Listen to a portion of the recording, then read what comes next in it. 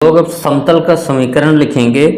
तीन असंरेख बिंदुओं से होकर जाने वाले समतल का समीकरण। तो हेडिंग हमारा यही रहेगा, तीन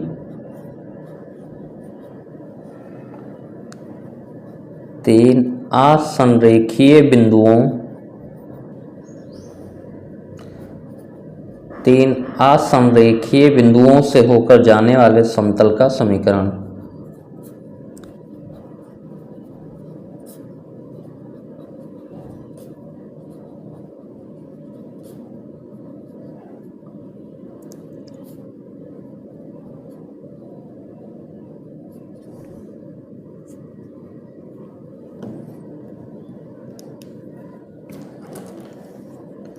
Equation of a plane passing through three non-collinear points.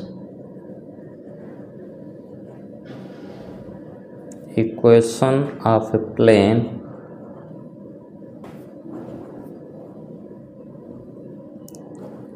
passing through three non-collinear points.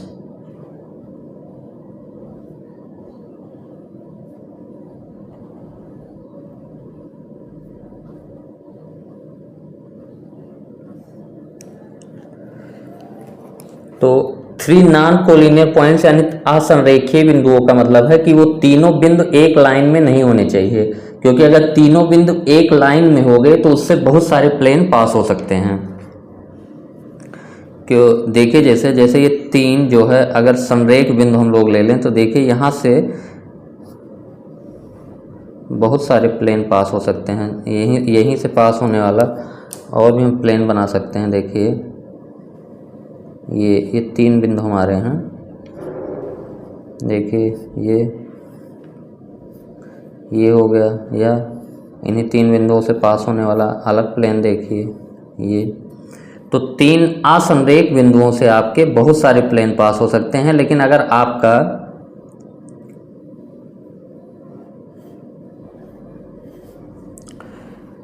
तीन असंरेख बिंदु हो जाएं यानी एक लाइन में नहीं होंगे तो उससे केवल और केवल एक ही समतल पास होगा। तो इसलिए हम लोग तीन असंरेख बिंदु की बात कर रहे हैं। तो यहाँ पे एक पॉइंट ये है कि जैसे आपका देखिए, मान लीजिए कि ये तीन संरेख बिंदु हैं, आपका ये इसी पेन में जो है पेन के अलॉन्ग है। तो देखिए एक तल ये हमारा हो गया, ये भी पास हो रहा है।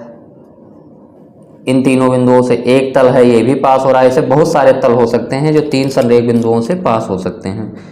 तो यहाँ पे हम लोग लिख लेते हैं कि तीन संरेख बिंदुओं से,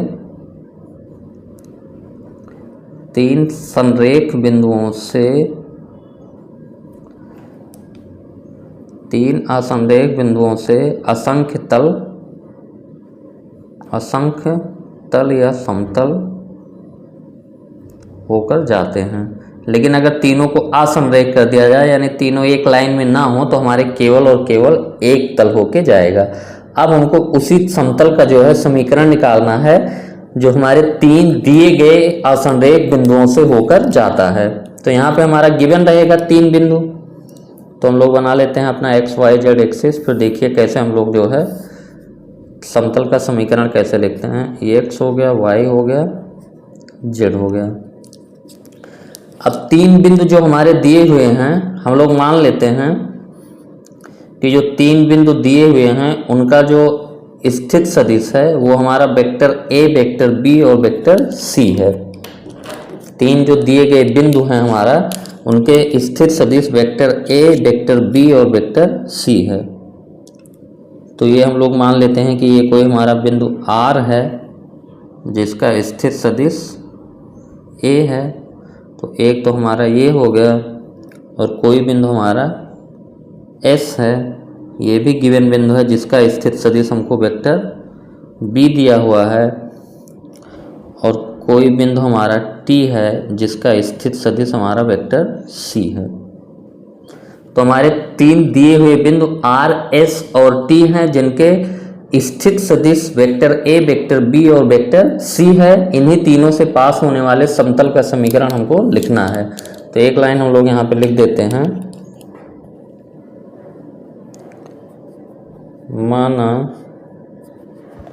माना समतल पर तीन माना समतल पर 3 आसनरेख बिंदु R, S और T है,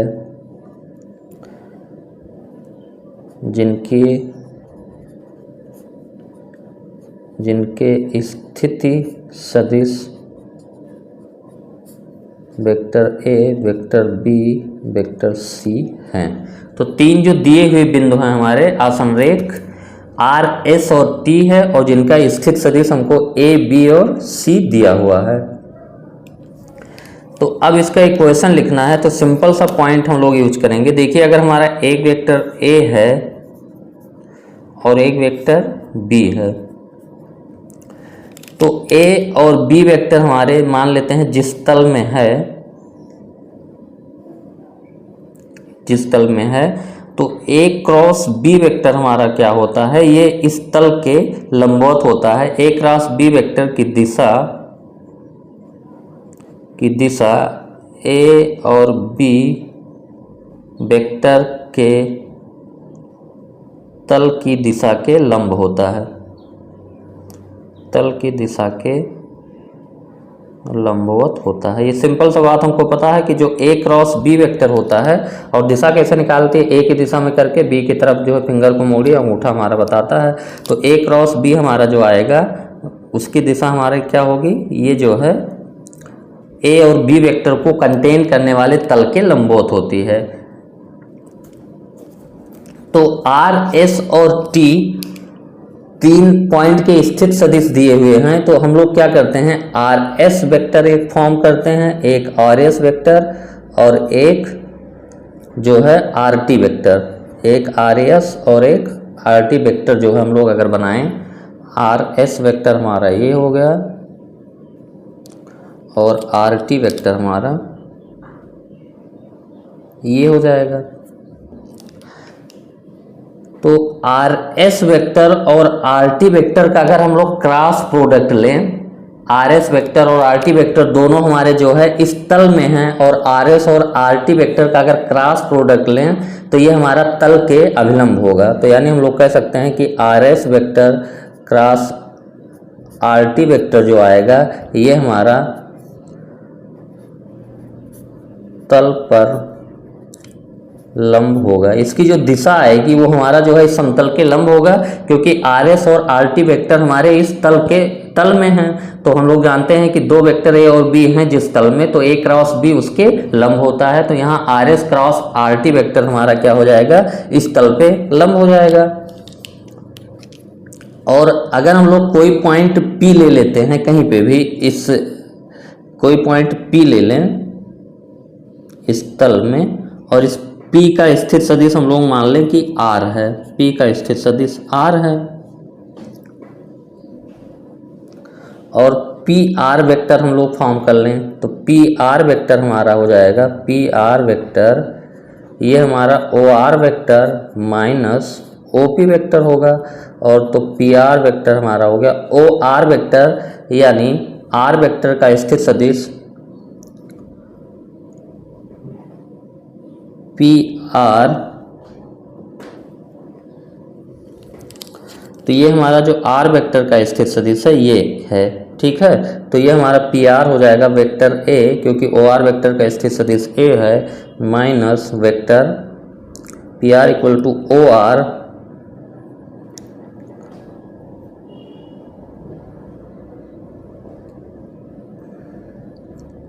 A माइनस वेक्टर R, ये हमारा हो गया, ठीक है। तो PR वेक्टर हमारा क्या हो गया, OR vector minus OP vector. OR vector का स्थित सदिश हमारा क्या है, A है, और OR का स्थित सदिश हमारा, OP का स्थित सदिश हमारा R है। तो यहाँ पे हम लोग लिखेंगे समतल पर कोई बिंदु P है जिसका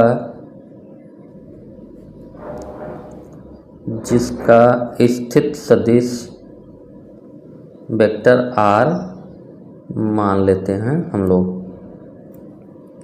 तो अब 2 पॉइंट मिल गया। R S cross R T vector जो होगा वो तल पे लंब होगा, और कोई पॉइंट पी हम लोगों ने मान लिया जिसका स्थित सदिश वेक्टर आर है, और पी और आर वेक्टर को हम लोग फॉर्म करें तो ए माइनस आर वेक्टर।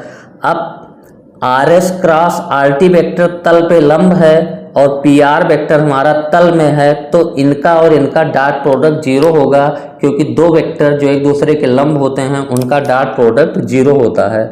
तो हम लोग ये क्या लिखेंगे कि R S cross R T vector जो है क्या होगा, perpendicular to P R vector. ये सिंपल सी बात है, क्योंकि R S cross R T vector हमारा तल पे लंब है और पी आर वेक्टर हमारा इस तल में है, तो दोनों का डॉट प्रोडक्ट जीरो होगा।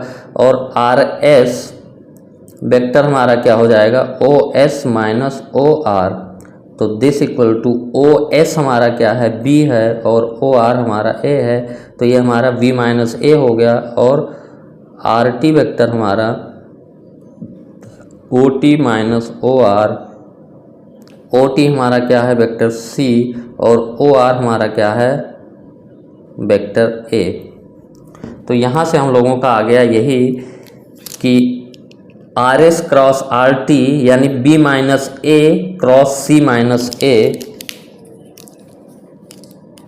यानी हम लोग अगर इसको लिखें तो बी माइनस ए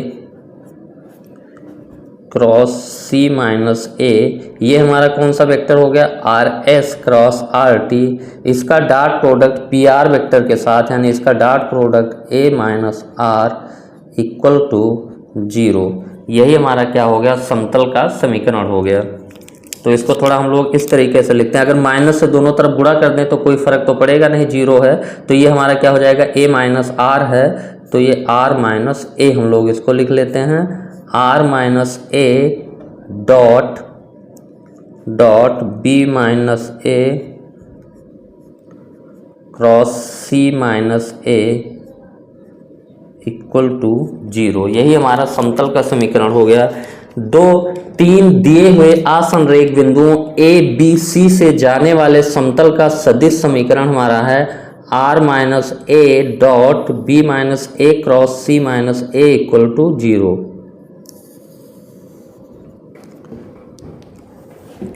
और ये हम लोगों ने कैसे फॉर्म किया, जो समतल का समीकरण हम लोगों ने निकाला, सिंपल सी बात है कि तीन बिंदु हमारे जो है तल में दिए हुए हैं, आर एस और टी, आर एस और टी हमारे दिए हैं। आर का पोजीशन वेक्टर ए है, एस का पोजीशन वेक्टर बी है, और टी का पोजीशन वेक्टर सी है। तो यहाँ से हम लोगों ने क्या किया, आर एस और आर टी दो वेक्टर फॉर्म कर लिया, और are S cross R T हमारा इस तल पे लंब होगा, तो are S cross R T तल पे लंब होगा, और हम लोगों ने कोई बिंदु पी फॉर्म की पी जिसका पोजीशन वेक्टर आर है और पी आर वेक्टर फॉर्म कर लिया। तो पी आर वेक्टर हमारा इस तल में है और are S cross R T vector इस तल पे लंब है, तो दो वेक्टर जिनके बीच का कोण 90 होता है उनका डॉट प्रोडक्ट जीरो होता है। तो ये हमारा आ गया R minus A dot B minus A cross C minus A equal to zero. तो इस फार्मूले को हम लोग अच्छे से लिख लेते हैं, पूरे टर्म का मतलब भी। तो ये हमारा हो गया R minus A dot B minus A cross C minus A equal to zero. ये हमारा आ गया फार्मूला।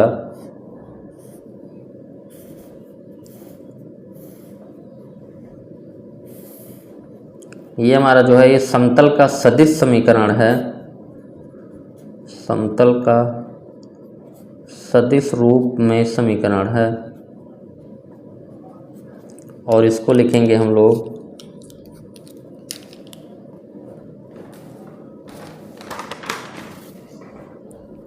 ये हमारा है तीन असंरेख बिंदुओं जिनके स्थित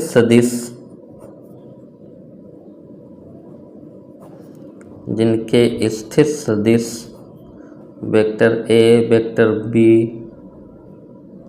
और वेक्टर सी है से जाने वाले समतल का समीकरण ये हमारा है, से जाने वाले समतल का सदिश समीकरण।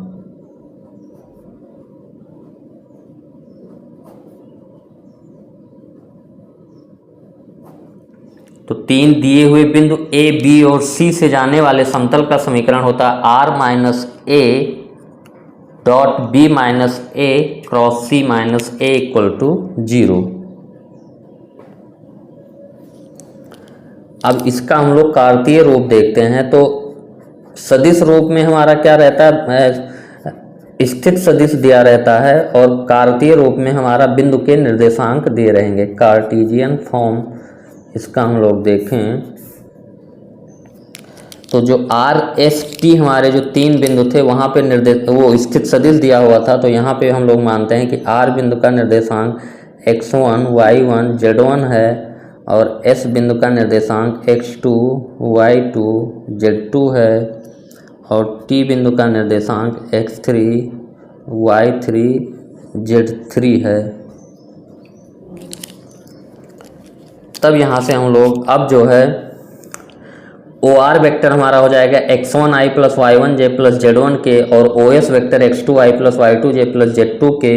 चलिए लिख देते हैं हम लोग, जो ओ आर वेक्टर अगर हमारा हो जाएगा स्थित सदिश x1i plus y1j plus z1 K और ओ एस वेक्टर हमारा हो जाएगा x2i plus y2j plus z2 के और जो टी बिंदु का स्थित सदिश हमारा हो जाएगा x3i plus y3j plus z3 के।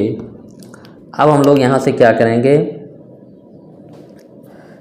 rp और जो वेक्टर जो होगा बिंदु p का स्थित सदिश, वो बिंदु p का जो है हमारा निर्देशांक क्या होगा x, y, z हम लोग मानते हैं। तो बिंदु p का स्थित सदिश xi plus yj plus zk हो जाएगा। तो वहाँ पे हम लोगों ने 3 वेक्टर निकाले थे rp वेक्टर। तो rp वेक्टर यहाँ से निकालेंगे तो ये हमारा हो जाएगा op vector minus or vector, और op वेक्टर हमारा क्या है xi plus yj plus z के और ar हमारा x1i। तो ये हमारा हो जाएगा जब घटाएंगे x minus x1i plus y minus y1j plus z minus z1 के, क्योंकि OP हमारा xi plus yj plus z के minus x1i plus y1j plus z1 के। तो i वाले को करेंगे तो x माइनस x1 हो जाएगा, j वाला y माइनस y1। तो rp वेक्टर हो गया और हम लोगों ने rs वेक्टर फॉर्म किया था। तो यहाँ से हमारा हो जाएगा os vector minus or vector, और os हमारा है x2 और x1।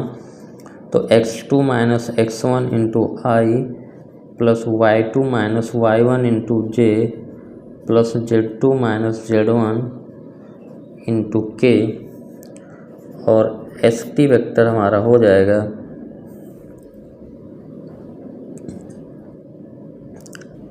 st vector os x2 minus x3, sorry ये RT वेक्टर RP RS और RT वेक्टर हमारा हो जाएगा OT vector minus OR vector, और OT हमारा है x3। तो x3 माइनस OR हमारा है x1। तो x3 minus x1i plus y3 minus y1j plus z3 minus z1 के। अब हम लोग जो हमारा फार्मूला है उसमें पुट कर देंगे RP वेक्टर RS वेक्टर और RT वेक्टर। इसमें R minus A cross B minus A dot B minus A cross C minus A equal to 0, इसमें हम लोग पुट करेंगे। तो हम लोग वहाँ पे क्या लिखे थे अपना, हमारा था कि RP वेक्टर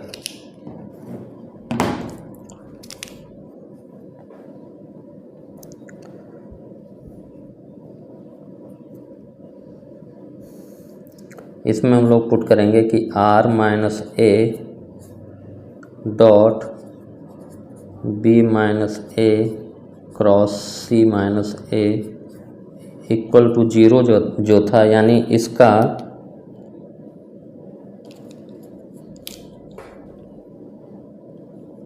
ये हमारा था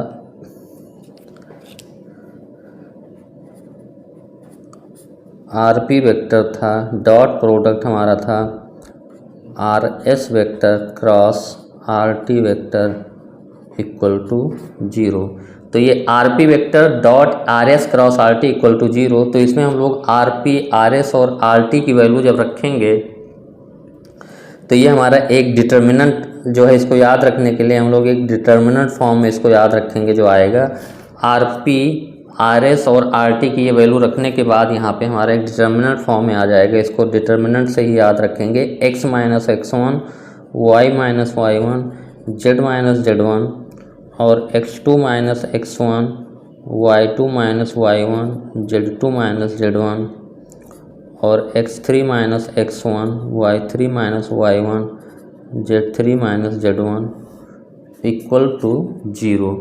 ये हमारा जो है कार्तीय रूप में उस समतल का समीकरण आ गया जो तीन दिए हुए आसंरेख बिंदु x1 y1 z1 x2 y2 z2 और x3 y3 z3 से पास होता है। तो ये हमारा जो समतल का कार्तीय समीकरण है, समतल का कार्तीय रूप में समीकरण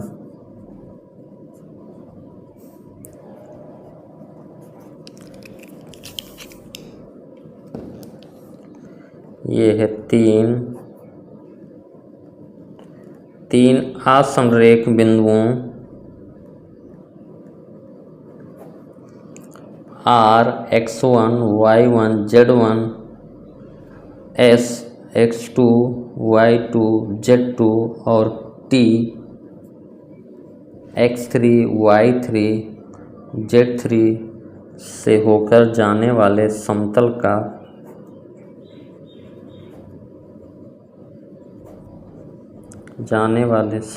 का कार्तीय रूप में समीकरण।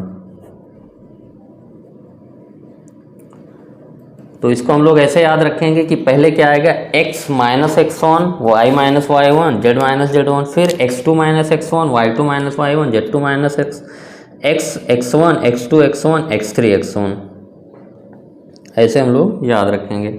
अब इस पे हम लोग एक अपना क्वेश्चन कर लेते हैं जो आपका एनसीईआरटी बुक में दिया है, एग्जाम्पल नंबर 18 है हमारा, कि यहाँ पे तीन बिंदु हम लोगों को दिए हैं, बिंदुओं R 2, 5, -3, S -2, -3, 5 और T 5, 3, -3 से जाने वाले समतल का सदिश समीकरण ज्ञात कीजिए।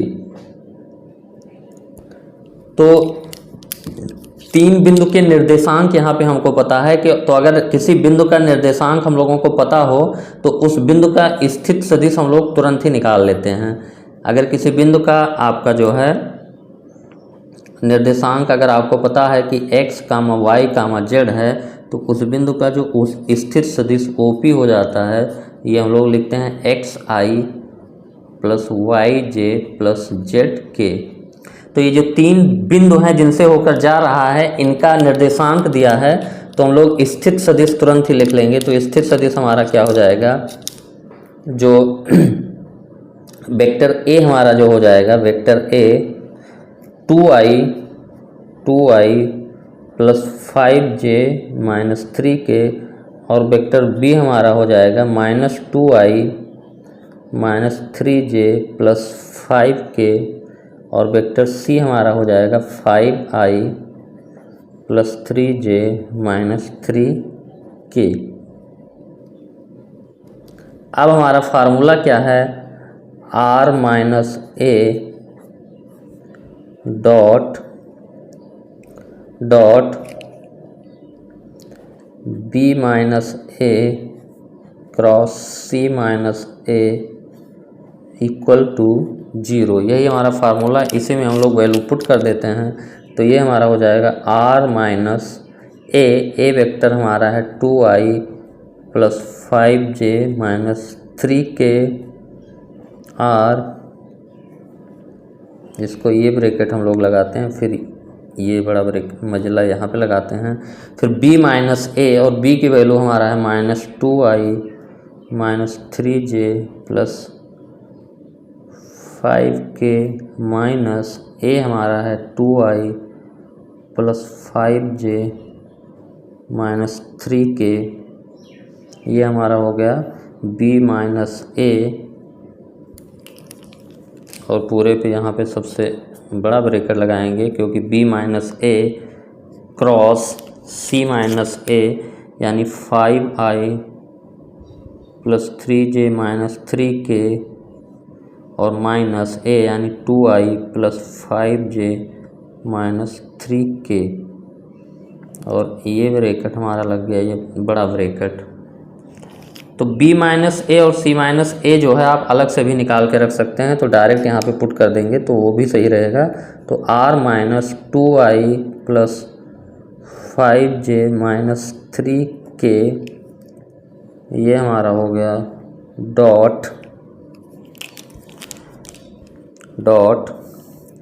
अब ये हम लोग घटा लेंगे तो माइनस 2i मिलके हो जाएगा हमारा माइनस 4i, तो इसको हम लोग लिखें तो माइनस 4i और minus 3j minus 5j minus 8j हो गया माइनस 3i माइनस 5j, ये हमारा हो जाएगा माइनस 8j और 5k प्लस 3k, ये हमारा हो जाएगा 8k। तो एक ये हो गया क्रॉस 5i माइनस 2i हमारा हो गया 3i और 3j माइनस 5j, ये हमारा हो गया माइनस 2j और माइनस 3k प्लस 3k हमारा मिलके 0k हो जाएगा। तो ये हम लोगों का जो समीकरण आ गया सदिश रूप में r minus this dot this cross this equal to 0, ये हमारा समतल का समीकरण आ गया। तो सिंपल सी बात है, तीन बिंदु के आपके स्थित सदिश दिए हुए हैं या निर्देशांक अगर आपके दिए हैं तीन बिंदुओं के, तो हम लोग स्थित सदिश वेक्टर ए, वेक्टर बी और वेक्टर सी लिख लेते हैं। अगर किसी बिंदु P के निर्देशांक x, y, z हो तो उस बिंदु का स्थित सदिश OP equal to xi plus yj plus zk। तो बिंदु R का स्थित सदिश हम लोग वेक्टर A से लिखते हैं 2i plus 5j minus 3k, और इसका स्थित सदिश B से minus 2i minus 3j plus 5k, इसका वेक्टर C बराबर 5i plus 3j minus 3k। Vector A, vector B, vector C पता कर गया, और हम लोगों का फार्मूला होता है r minus A dot B minus A cross C minus A equal to 0। तो ये हम लोगों ने समतल का समीकरण लिख लिया, तीन असंरेख बिंदुओं से होकर जाने वाले समतल का समीकरण।